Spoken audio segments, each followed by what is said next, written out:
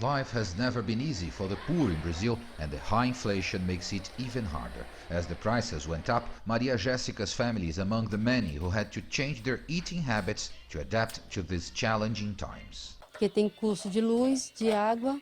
We have to pay for water, electricity, and buy food. So we have to replace things that we cannot buy. It has been almost 2 months that we can't eat meat at home. When we have money, we at least get to buy eggs. If not, it's just rice and beans. The days we have lunch, we can't have dinner. A alta de preços no mercado tem afetado muito aqui a nossa comunidade e as comunidades. The high prices are impacting our community and others across the country because the cost of rice, beans, fuel, and all the basics are going up steeply.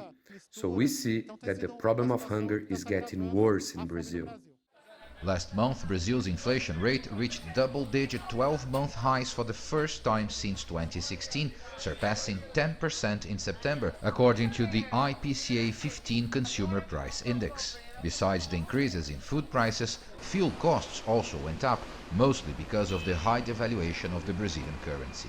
Inflation isn't the only issue impacting Brazilians. As prices increase, there is also a loss of income for workers, and despite small improvements, unemployment remains high.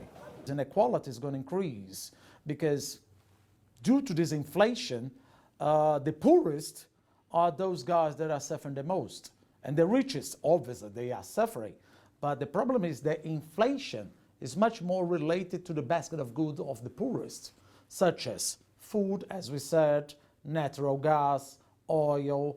Brazil is struggling to recover from the economic crisis that was already here before the coronavirus pandemic, but was made even worse by the sanitary emergency. And for poor people here, it's getting harder to remain hopeful for improvements in the future. Paulo Cabral, CGTN, São Paulo.